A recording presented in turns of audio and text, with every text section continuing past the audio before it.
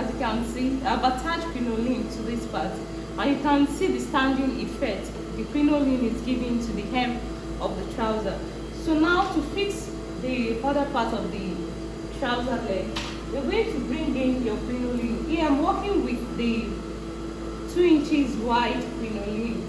And if you want to start sewing, because this part is rough, you can either conceal it, you can get a tape to conceal, or you leave it like that.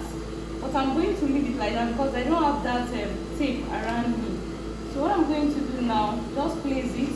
This is the right side of the trouser, this is the crinoline.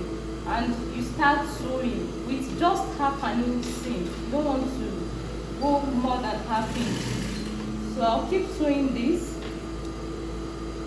like so.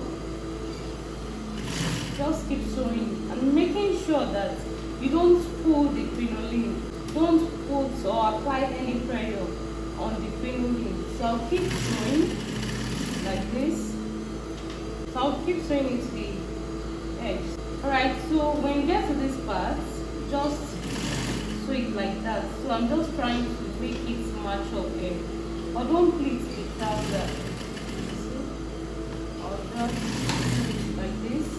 So the next thing you're going to do, this is what it looks like after you are done sewing the crinoline to the right side of the trouser. So you should flip it like so inside, you see.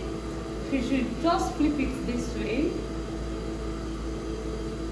Then I'll start sewing it. So I'll start sewing now on the wrong side. Just turn like so. You don't have to stretch yourself too much here. This is it. Turn it inside like this. Like you're just pushing the crinoline inside.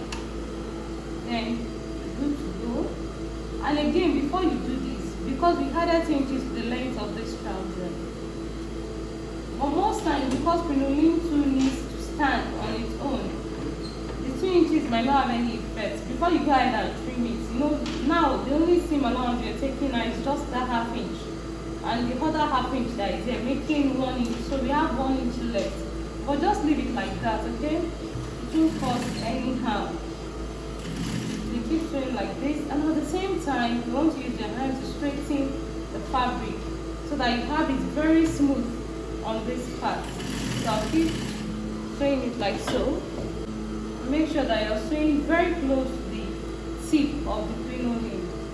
So my wonderful sewmates, this is what the hem of our trouser looks like. You see, this is what the hem. So by the time you wear your shoe, it's going to stand on it like this. Not that you'll be forcing it to stay. You see how beautiful it is.